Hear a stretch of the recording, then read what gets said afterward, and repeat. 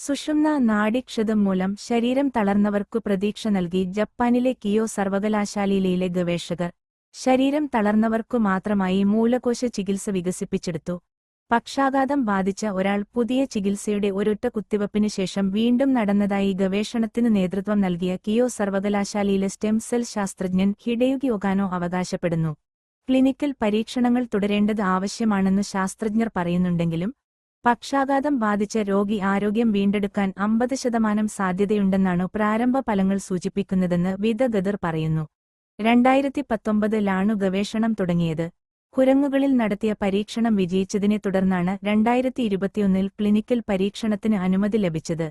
2 മുതൽ 4 ആഴ്ചകൾ നീണ്ട പരിശോധനകൾക്കു ശേഷമാണു ചികിത്സ തുടങ്ങുന്നത്.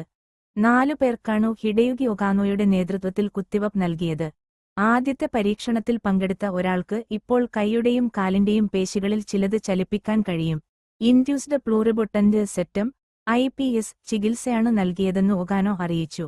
മുതിർന്ന ആളുകളുടെ ശരീരത്തിൽ കാണുന്ന മൂലകോശങ്ങൾ ജനിതക എഡിറ്റിംഗിലൂടെ ഏതു തരത്തിലുള്ള കോശങ്ങളിലേക്കും പരിവർത്തനം ചെയ്യാൻ കഴിവുള്ളവയാക്കി മാറ്റുകയായിരുന്നു. ഗുരുതരമായ പരുക്കുകൾ ചികിത്സിക്കാൻ പുതിയ സംവിധാനം പ്രയോജനം ചെയ്യുമെന്നു ശാസ്ത്രജ്ഞർ വെളിപ്പെടുത്തി.